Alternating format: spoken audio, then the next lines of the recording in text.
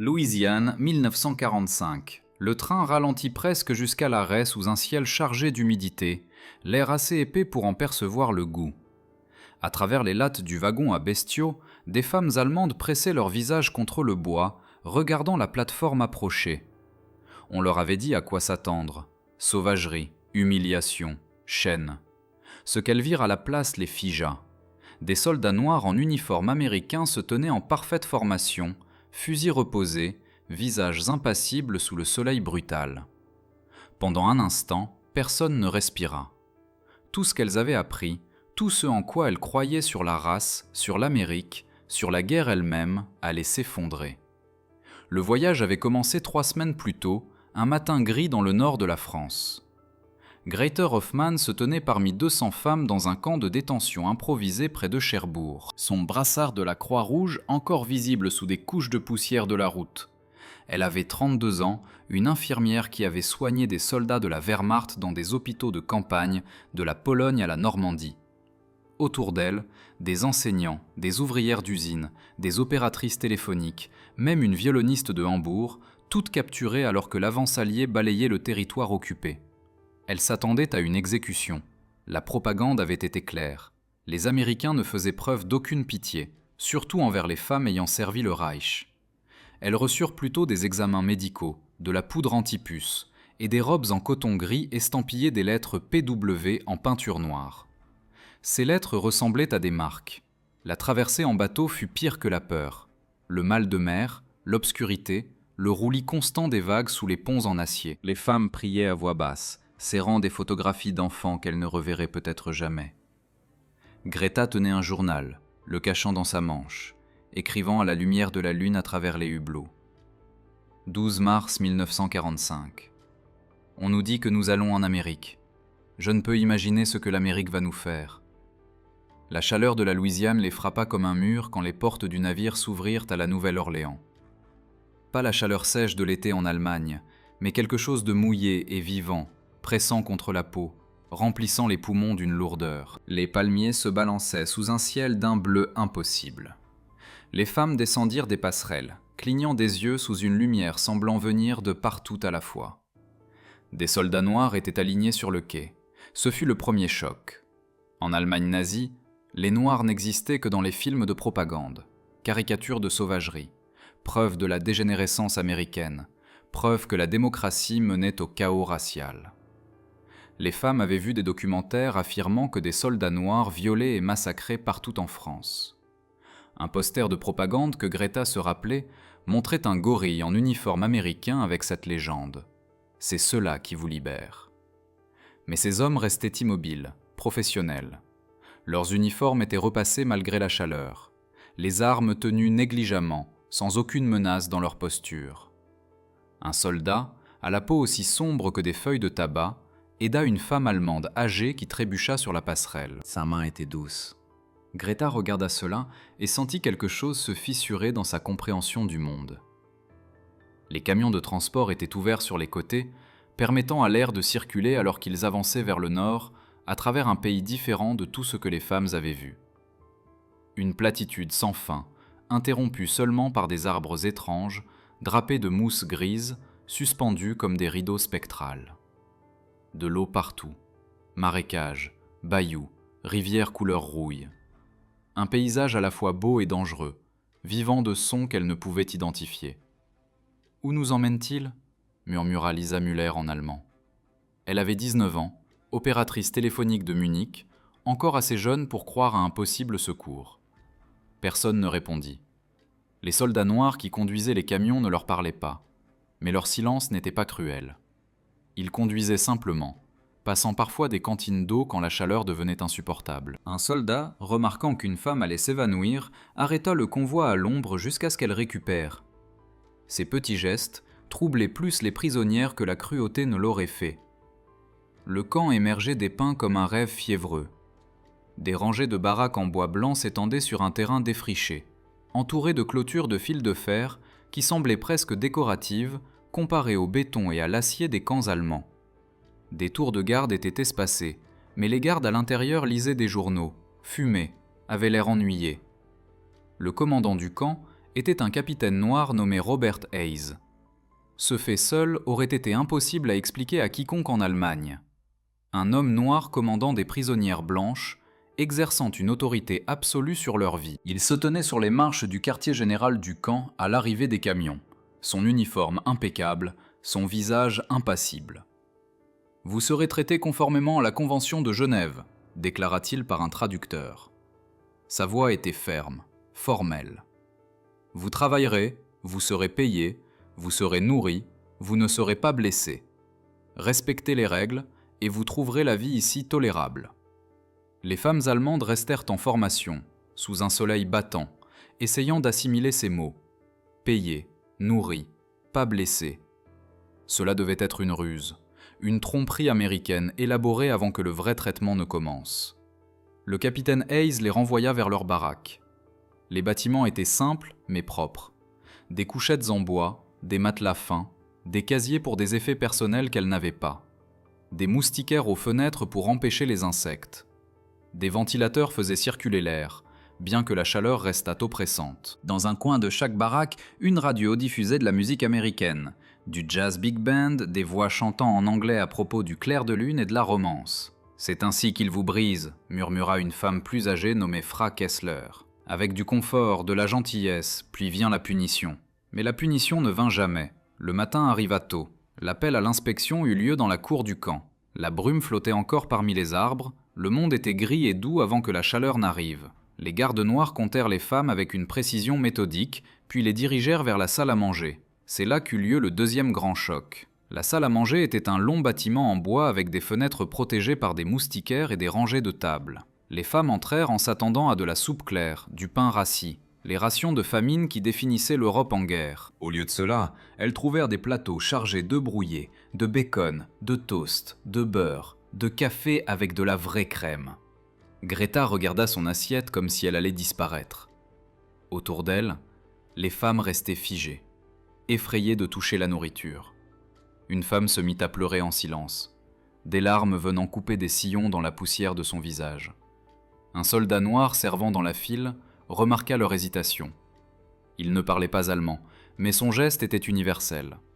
Il fit mine de manger, sourit légèrement, puis passa à la femme suivante. Permission accordée. Les femmes mangèrent comme si elles essayaient de se souvenir de ce que cela signifiait d'être humaine. Certaines tombèrent malades en mangeant trop vite après des mois de quasi-famine. D'autres mangeaient lentement, intentionnellement, chaque bouchée un petit rituel. Le bacon était salé, riche en graisse. Les œufs étaient chauds et moelleux. Le café était amer et parfait. En Allemagne, les gens mangeaient des pelures de pommes de terre et du pain à la sciure. Ici, les prisonnières mangeaient mieux que les civils allemands. Les tâches de travail venaient après le petit déjeuner. Certaines femmes furent envoyées à la buanderie du camp, d'autres aux cuisines, d'autres encore aux équipes de maintenance. Le travail était réel, mais pas écrasant. 8 heures de travail avec des pauses. Beaucoup d'eau fournie à cause de la chaleur. Des superviseurs corrigeaient les erreurs sans cruauté. Et partout, des soldats noirs montaient la garde, travaillaient, vivaient aux côtés du camp dans leur propre baraque. Les femmes les observaient constamment, essayant de concilier la propagande avec la réalité. Ces hommes jouaient au baseball le soir, leur rire portant à travers le camp. Ils écrivaient des lettres chez eux, à l'ombre des pins. Ils chantaient en travaillant, des harmonies venues d'un lieu ancien et profond. Un soldat sculptait des jouets en bois pendant ses pauses. Chevaux, chiens, petits oiseaux aux ailes déployées. Rien ne correspondait à ce qu'on avait appris aux femmes. Greta se lia d'amitié avec un des gardes. Pas une véritable amitié, les barrières restaient, mais quelque chose qui ressemblait à un respect mutuel. Il s'appelait sergent James Wilson, un homme de Géorgie aux mains marquées par le travail agricole et aux yeux qui semblaient voir plus qu'il ne disait. Il avait combattu en Afrique du Nord et en Italie avant d'être affecté à la garde, se remettant de blessures qui lui laissaient une légère boiterie. Il la surprit un soir alors qu'elle écrivait dans son journal, assise sous un pin pendant que les lucioles pulsaient dans la nuit grandissante. « Tu documentes notre cruauté ?» demanda-t-il, une note d'humour dans la voix. Greta leva les yeux, surprise. Son anglais était limité, mais elle comprenait le ton. « Pas de cruauté, » répondit-elle prudemment. « C'est ça le problème. » Wilson s'assit sur un banc proche, pas trop près, respectant la limite invisible entre garde et prisonnier. Qu'est-ce qu'on t'a dit sur nous, sur les Noirs en Amérique ? Elle hésita, puis décida que la vérité était plus sûre que les mensonges. On disait que vous n'étiez pas humain, dangereux, que vous violiez et tuiez. Wilson acheva. Sa voix était plate, fatiguée, comme s'il avait déjà eu cette conversation. Oui, on a entendu ce qu'on vous a dit. Mais ce n'est pas vrai. Non, madame, ce n'est pas vrai. Ils restèrent un moment en silence, écoutant les bruits de la nuit, les grillons, des voix lointaines du camp, le murmure du vent dans les aiguilles de pin. « Pourquoi nous gardes-tu » demanda Greta. « Pourquoi pas des soldats blancs ?» Le rire de Wilson fut bref, amer. Des soldats blancs pour les prisonniers blancs, c'est ce qu'il pensait. Des soldats noirs pour ceux dont personne ne se souciait autant. Le travail de garde, ce n'est pas un métier glorieux. Mais tu as combattu, tu as été blessé. Oui, madame. J'ai combattu pour un pays qui ne me laisse pas voter chez moi. J'ai combattu pour la liberté pendant que ma mère est encore obligée de s'asseoir à l'arrière du bus. Il fit une pause, puis ajouta « Mais j'ai combattu, et je continuerai parce que c'est juste. » Cette réponse était plus compliquée que ce que Greta pouvait vraiment comprendre. Un homme qui lutte pour un pays qui l'opprime, qui garde des prisonniers venant d'un pays qui avait essayé d'exterminer tous ceux qui n'étaient pas ariens purs. La morale ne correspondait à aucune équation qu'elle ait apprise en Allemagne, dit-elle lentement. Il t'aurait tué rien que pour exister. Je sais. Et pourtant vous ne nous tuez pas. Non, madame. C'est ça la différence entre nous et eux. Cette nuit-là, Greta écrivit dans son journal. Je commence à comprendre qu'on nous a menti sur tout. Pas seulement des petits mensonges, mais des mensonges si grands qu'ils ont construit un monde entier. Et maintenant, ce monde s'effondre. Et je ne sais plus en quoi croire. Pourtant, la transformation ne s'est pas faite d'un coup. Elle est venue en petits moments, s'accumulant comme de l'eau qui use la pierre. Un garde nommé le soldat Marcus Braun apprit à certaines jeunes femmes allemandes à jouer au baseball le soir. Il était patient, montrait la prise, la frappe, riait quand elle ratait, célébrait quand elle touchait la balle. Sa joie était communicative, simple. Lisa Müller, la munichoise de 19 ans, lui demanda pourquoi il était gentil avec elle. « Votre peuple, dit-il simplement. Être prisonnier ne change rien à ça. » Dans la bibliothèque du camp, oui, il y avait une bibliothèque. Les femmes découvrirent des journaux, des magazines et des livres américains. Elles lurent sur la libération des camps de concentration, virent des photographies que leur esprit rejetait d'abord. Greta fixa des images de Bergen-Belsen pendant 3 heures, tremblant, avant d'accepter enfin qu'elles étaient réelles. « Nous ne savions pas », devint une phrase répétée comme une prière. Nous ne savions pas pour les camps. Mais certains savaient, ou avaient choisi de ne pas savoir, ou savaient et avaient décidé que ce n'était pas leur affaire. La culpabilité pesa sur les baraquements comme une humidité lourde, inéluctable, épuisante. Les soldats noirs ne leur firent jamais la leçon, ne se vantèrent jamais. Ils existaient simplement, accomplissant leur tâche avec une dignité tranquille qui servait de leçon en soi. Ces hommes qui avaient toutes les raisons de haïr à cause de l'idéologie raciale allemande, à cause du racisme américain, choisirent à la place une forme de compassion professionnelle. Un soir de fin mai, une terrible tempête traversa la Louisiane. Le tonnerre ressemblait à un feu d'artillerie, des éclairs qui rendaient le monde tout blanc. Une pluie si forte qu'on aurait dit que le ciel vidait tout d'un coup son contenu. Les baraquements fuyaient. Les femmes se blottissaient sur leurs couchettes, certaines pleurnichant, se rappelant les raids de bombardement. Les gardes noirs passèrent à travers la tempête, vérifiant chaque baraque, déplaçant les femmes vers des bâtiments plus secs, apportant des couvertures et du café chaud. Le sergent Wilson trouva Greta seule dans le noir, tremblante. « Ça te rappelle la guerre » demanda-t-il doucement. Elle acquiesça, incapable de répondre. Il s'assit à distance respectueuse. « Ce n'est qu'une tempête. Tu es en sécurité ici. »« Pourquoi ?» Le mot éclata hors d'elle. « Pourquoi te soucies-tu que nous soyons en sécurité ? Nous étions tes ennemis. Nous croyions des choses terribles sur vous.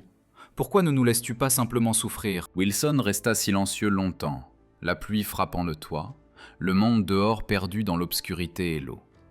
Finalement, il dit « Parce que quelqu'un doit briser le cycle. Quelqu'un doit choisir différemment. Peut-être que c'est la seule façon pour que tout cela s'améliore. » Greta pleura alors. Vraiment pleura pour la première fois depuis sa capture. Non pas par peur ou par fatigue, mais par le chagrin de comprendre à quel point elle avait été trompée, combien avait été perdu au service des mensonges. Wilson resta avec elle jusqu'à ce que la tempête passe. En juin, la Croix-Rouge établit un service postal vers et depuis l'Allemagne. Les femmes pouvaient écrire chez elles, envoyer des nouvelles qu'elles étaient vivantes. Les lettres qu'elles reçurent peignaient un tableau de dévastation.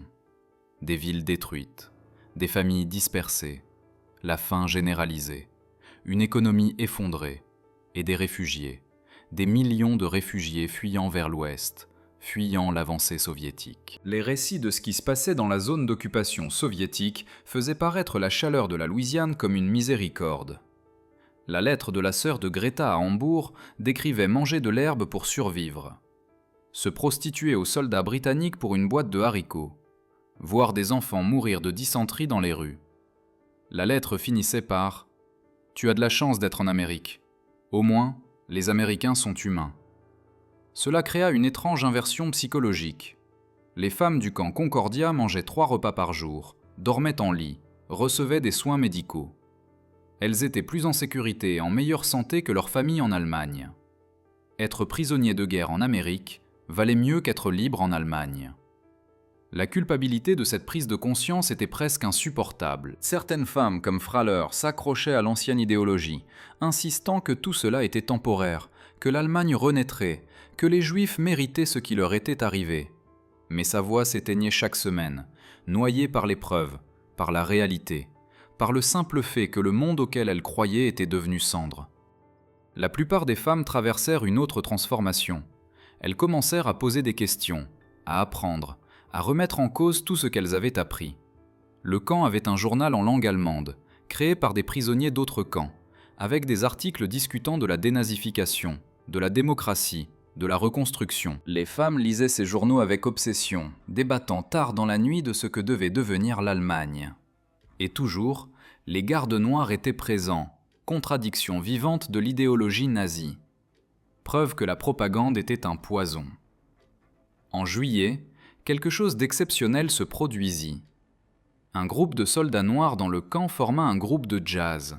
Ils avaient un saxophoniste nommé Léon Davis qui pouvait faire son instrument sonner comme s'il pleurait, riait ou priait. Tout à coup, un pianiste nommé Thomas Reed, dont les doigts glissaient sur les touches comme de l'eau, un batteur qui gardait le rythme comme un battement de cœur. Il jouait sur la place du camp un samedi soir, alors que la chaleur se dissipait enfin et que le ciel devenait violet et doré. Les femmes allemandes étaient invitées à assister. Au début, elles s'assirent raides sur les bancs fournis, incertaines de ce à quoi s'attendre. La musique commença, quelque chose d'entraînant, plein de cuivre et de rythme. Des notes qui se bousculaient dans un chaos joyeux. Puis la musique passa à quelque chose de plus lent, plus bleu. Une mélodie qui semblait contenir toute la tristesse du monde et se transformer en beauté. Greta regardait Léon Davis jouer. Ses yeux fermés, la sueur sur son visage, tout son être concentré dans la musique. Elle avait déjà entendu du jazz dans des films de propagande où il était présenté comme un bruit dégénéré, preuve de la décadence culturelle. Mais ce n'était pas du bruit, c'était de l'art, complexe et sophistiqué, demandant une habileté et un ressenti incroyables. C'était de la musique créée par des gens que le Reich avait déclarés sous-humains. La dissonance cognitive était totale et complète. Certaines jeunes femmes commencèrent à se balancer légèrement au rythme. Lisa Müller pleurait ouvertement, même si elle ne pouvait pas expliquer pourquoi. La musique semblait dépasser la langue, dépasser l'idéologie, aller directement à quelque chose de fondamentalement humain. Quand le concert se termina, les femmes applaudirent, d'abord hésitantes, puis sincèrement. Léon Davis ouvrit les yeux, les vit applaudir, et hocha légèrement la tête. Pas de sourire, pas de grands gestes, juste une reconnaissance. Cette nuit-là, plus d'une douzaine de femmes écrivirent dans leurs journaux intimes à propos du concert. Greta écrivit « Août apporta les nouvelles d'Hiroshima et Nagasaki, de la reddition du Japon, de la fin véritable de la guerre. Au camp Concordia, cela signifiait incertitude. Que se passerait-il pour les prisonnières allemandes maintenant? Seraient-elles renvoyées chez elles, dans les ruines, gardées en Amérique, jugées pour crimes de guerre? L'anxiété traversait les baraquements. Certaines femmes espéraient rester, craignant ce qui les attendait en Allemagne. D'autres désiraient désespérément revenir malgré tout, pour retrouver leur famille, pour commencer à reconstruire. Le capitaine Hayes convoqua une assemblée sur la place du camp. Il se tenait sur une estrade, le soleil brutal au-dessus, son uniforme montrant des taches sombres de sueur. Les femmes étaient en formation, attendant. « La guerre est finie, dit-il. » Et le traducteur retransmit ces mots en allemand. « Vous serez rapatriés dans les mois à venir. Le processus prendra du temps. Jusque-là, les opérations du camp continuent comme avant. » Il fit une pause, regardant les femmes rassemblées. « Je veux que vous compreniez quelque chose. Quand vous retournerez en Allemagne, vous raconterez votre temps ici. Certains ne vous croiront pas. Certains diront que vous mentez ou que vous avez été endoctrinés. Mais je veux que vous disiez la vérité quand même. » Les femmes écoutèrent, silencieuses. « Dites-leur que des soldats noirs vous ont gardés et ne vous ont pas fait de mal. Dites-leur qu'en Amérique, malgré tous ses défauts, et Dieu sait qu'elle en a beaucoup, on vous a traité avec une dignité humaine basique. Dites-leur que l'idéologie qui vous a amené ici était basée sur des mensonges. Dites-leur que différentes races peuvent vivre ensemble, travailler ensemble, même faire de la musique ensemble. » Sa voix devint plus forte. « Votre gouvernement a essayé d'exterminer des peuples entiers. Des millions sont morts dans les camps, dans les chambres à gaz, dans des fosses communes. C'est ce qui arrive quand on croit que certains humains valent moins que d'autres. C'est ce qui arrive quand on laisse la haine guider la politique. » Le silence fut absolu. Même les oiseaux semblaient avoir cessé de chanter. « Nous vous renvoyons chez vous pour reconstruire. Ne reconstruisez pas le même monde. Construisez quelque chose de meilleur. Construisez quelque chose qui reconnaît l'humanité en chaque personne, quelle que soit sa couleur, sa religion ou son origine. C'est la seule chose qui donne un sens à tout cela. C'est la seule façon que ces millions ne soient pas morts pour rien. » Le capitaine Hayes descendit de l'estrade. L'assemblée fut dissoute. Ce soir-là, Greta chercha le sergent Wilson. Elle le trouva assis sous leur pain habituel, fumant une cigarette, regardant les lucioles commencer leur danse nocturne, dit-elle en anglais soigneux. Il fit un geste vers le banc. Elle s'assit, cherchant ses mots. « Quand j'étais en Allemagne, je savais pour les camps. Pas tout, mais quelque chose. Je savais que les Juifs étaient envoyés ailleurs. Je savais qu'ils ne revenaient pas. Je me disais que ce n'était pas mon problème. Je me disais que le gouvernement devait avoir ses raisons. Je me racontais beaucoup de mensonges pour éviter d'affronter la vérité. » Elle fit une pause, les larmes commençant. « Et je croyais ce qu'il disait sur les Noirs. Je croyais que vous étiez inférieur, dangereux, pas vraiment humain. Je le croyais facilement parce que ça me faisait me sentir supérieur. Parce que ça me donnait quelqu'un sur qui regarder de haut. » Wilson écoutait, son visage impassible. « Je ne peux pas défaire ce que je croyais. Je ne peux pas effacer ce que mon pays a fait. Mais je veux que tu saches que je vois maintenant. Je vois ce que nous étions, ce que j'étais. Et j'ai plus honte que je ne peux l'exprimer. » Le silence s'étira. Une luciole se posa sur le banc entre eux, pulsant sa lumière froide, puis s'envola dans l'obscurité. « La haine est facile, » dit enfin Wilson. « C'est la paresse émotionnelle la plus lâche qui soit. Tu désignes juste quelqu'un de différent, et tu le rends responsable de tout ce qui va mal dans ta vie. Pas besoin de réfléchir, pas besoin de remettre en question, pas besoin de regarder ses propres faiblesses. » Il tira sur sa cigarette, l'âtre brillant. « L'amour est plus dur, le respect est plus dur. Voir l'humanité en chacun, même en ceux qui ne te ressemblent pas. Ça demande du travail, ça demande du courage. »« Me pardonnes-tu » demanda Greta, la voix à peine un murmure. Wilson la regarda directement. « Ce n'est pas à moi de décider. Les morts dans ces camps, ceux qui ont souffert sous ton gouvernement, ce sont eux dont tu dois obtenir le pardon. Et la plupart d'entre eux sont partis. Alors que dois-je faire ? Tu vis autrement. Tu enseignes autrement. Quand tu rentres chez toi et que les gens commencent à parler des anciennes façons, des anciennes croyances, tu prends la parole. Tu dis non. Tu dis « j'ai vu une autre voie et elle est meilleure ». Tu deviens le genre de personne qui aurait caché des juifs dans son grenier au lieu de faire semblant de ne pas voir. Il se leva pour partir, puis s'arrêta. « Tu m'as demandé une fois pourquoi on ne te laisse pas juste souffrir. C'est parce qu'on croit que les gens peuvent changer. On croit que tu peux apprendre. On croit qu'après tout, il y a encore une chance de construire quelque chose de mieux. Ne nous donne pas tort à ce sujet. » Le rapatriement commença en octobre. Des groupes de femmes furent traités, reçurent des papiers, chargés dans des camions en direction de la Nouvelle-Orléans, puis sur des navires vers l'Europe. Le groupe de Greta était prévu pour début novembre. Les derniers jours au camp Concordia furent étranges. Les femmes erraient dans le camp essayant de le mémoriser, sachant qu'elles allaient quitter la sécurité pour le chaos. L'Allemagne était une nation détruite, occupée par des puissances étrangères. Ses villes en ruine, son économie effondrée, son avenir incertain. La dernière soirée, beaucoup de gardes et de prisonnières se rassemblèrent sur la place du camp. Il n'y eut pas de cérémonie officielle, juste des adieux. Certaines femmes serrèrent la main de leurs gardes. Quelques-unes se firent des accolades, la plupart hochèrent simplement la tête, reconnaissant ce qui s'était passé entre elles. Lisa Müller s'approcha du soldat Marcus Brown, celui qui lui avait appris le baseball. Elle avait appris assez d'anglais pour dire « Merci de m'avoir montré de la bonté ». Il sourit. « Prends soin de toi là-bas. Construis quelque chose de bien. » Greta retrouva le sergent Wilson une dernière fois. Ils se tinrent sous le pin où ils avaient tant parlé. Les Bussioles commençant leur danse. La soirée louisianaise devenant douce et violette. « Je me souviendrai de cet endroit, » dit-elle. « Je me souviendrai de ce que tu m'as appris. »« Tu te souviens de ce que tu as appris ?» corrigea-t-il doucement. « J'ai juste été témoin pendant que tu le découvrais toi-même. »« Te souviendras-tu de moi ?» Il réfléchit. « Je me souviendrai que les gens peuvent changer. Même après tout, il y a de l'espoir. C'est ce que je garderai. » Ils se serrèrent la main formellement, le geste portant un poids au-delà de sa simplicité. Le lendemain matin, des camions arrivèrent avant l'aube. Les femmes chargèrent leurs quelques possessions, quelques vêtements, des lettres de la maison, des journaux remplis d'observations inimaginables un an plus tôt. Elles sortirent par les portes du camp, passant les tours de guet, les clôtures de fil qui les avaient retenues.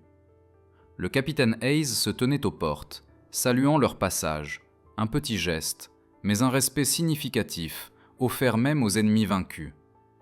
Le navire pour retourner en Europe transportait 600 prisonniers allemands, hommes et femmes de divers camps.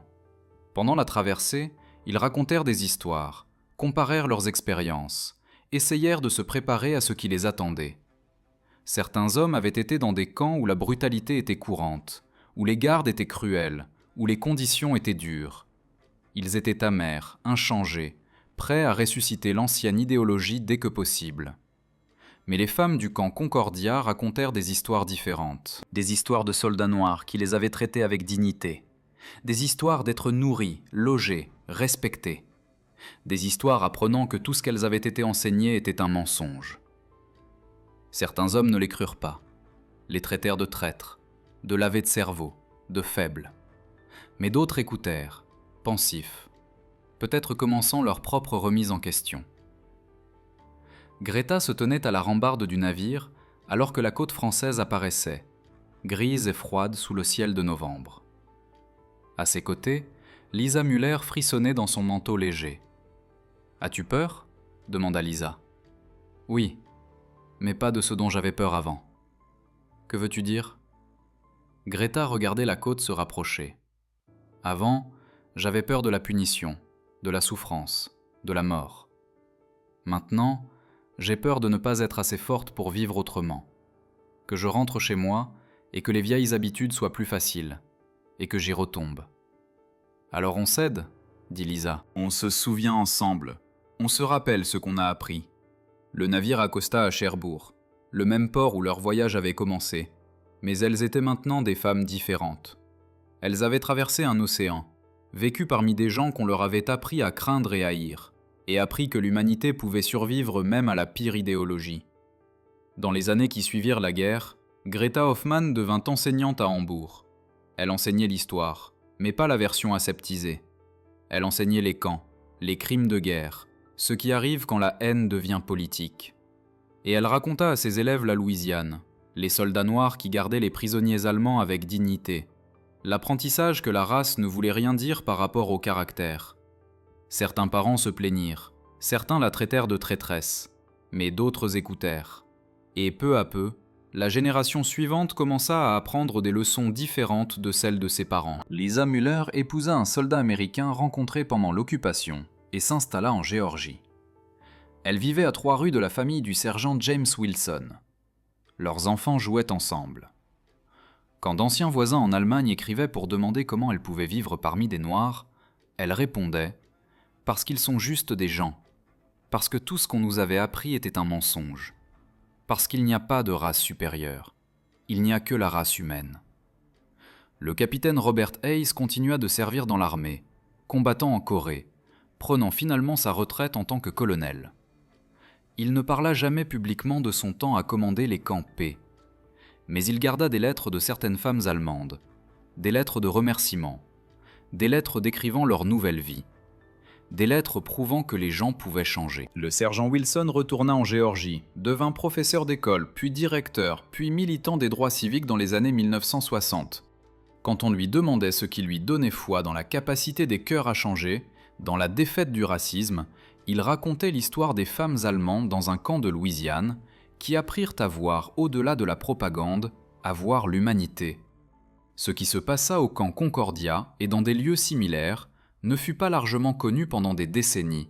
Cela ne correspondait pas au récit rassurant. C'était trop complexe, trop nuancé, trop en contradiction avec les histoires simples du bien contre le mal. Mais c'était réel. Des prisonniers allemands, y compris des femmes, furent détenus dans des camps aux États-Unis durant les dernières années de la guerre. Beaucoup étaient gardés par des soldats noirs, particulièrement dans le Sud, où la ségrégation raciale impliquait que les troupes noires étaient souvent affectées à des fonctions que les commandants blancs considéraient comme moins importantes. Et ces rencontres entre des femmes qui avaient appris que les Noirs étaient sous-humains et des soldats qui leur montraient quand même de la dignité devinrent une petite partie de la dénazification. Pas le programme officiel de conférences et de films, mais quelque chose de plus personnel. La simple expérience d'avoir ses préjugés les plus profonds contredits par la réalité quotidienne. Les historiens notèrent plus tard que les prisonniers allemands détenus en Amérique retournèrent chez eux avec des perspectives compliquées.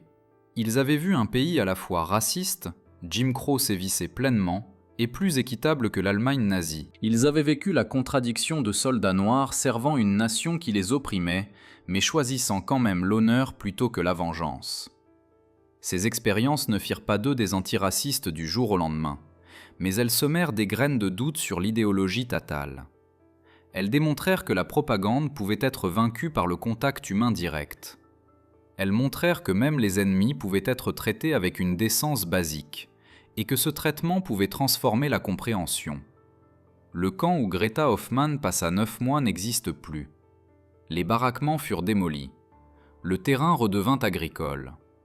Si vous visitiez le site aujourd'hui, vous ne verriez que des champs, peut-être une plaque historique indiquant qu'un camp P se trouvait là. Mais l'impact de ce qui s'est passé dans cet espace se propage encore. Chaque élève que Greta enseigna à affronter la vérité plutôt que les mensonges confortables. Chaque enfant que Lisa éleva a jugé les gens par leur caractère plutôt que par leur couleur. Chaque personne ayant entendu ces histoires ait choisi de voir l'humanité en tous. Les femmes allemandes qui rencontrèrent pour la première fois des soldats américains noirs s'attendaient à des monstres. Elles trouvèrent des hommes. Elles s'attendaient à de la cruauté. Elles trouvèrent du professionnalisme. Elles s'attendaient à la confirmation de leurs préjugés. Elles trouvèrent la preuve que tout ce qu'elles croyaient était faux. Et dans cet écart entre attente et réalité, quelque chose d'extraordinaire se passa. Pas dramatique, pas cinématographique, mais réel. Les gens changent d'avis. Les gens apprennent à voir autrement. Les gens choisissent de bâtir leur vie sur de nouvelles bases. C'est la victoire silencieuse qu'aucune armée ne peut atteindre. C'est la transformation qui se produit une personne à la fois, une conversation à la fois, un moment de reconnaissance que l'ennemi est aussi humain. En fin de compte, ce n'est pas la puissance militaire américaine qui a vaincu le nazisme dans le cœur de ces femmes. Ce ne furent pas les programmes de rééducation, ni les conférences de dénazification. Ce fut la simple expérience d'être traitées avec dignité par des gens qu'elles avaient appris à mépriser. C'est la leçon qui résonne à travers les décennies. C'est la vérité qui survit quand toute la propagande est oubliée. Voici l'espoir qui reste lorsque tout le reste a été détruit. L'humanité n'est pas déterminée par la race, la nation ou l'idéologie. Elle se choisit chaque jour dans de petits actes de décence. Elle se prouve par la manière dont nous traitons ceux sur qui nous avons du pouvoir. Elle est construite par des personnes qui, ayant toutes les raisons de haïr, choisissent plutôt quelque chose de meilleur. Les femmes qui ont quitté le Camp Concordia en novembre 1945 ont ramené cette leçon chez elles, dans une nation détruite qui avait plus que tout besoin de l'apprendre. Certaines l'ont partagée, d'autres l'ont vécue, d'autres encore l'ont transmise à leurs enfants et petits-enfants. Et quelque part dans cette chaîne de transformation, le monde est devenu un peu meilleur qu'il ne l'était. Pas parfait, pas racheté, mais meilleur.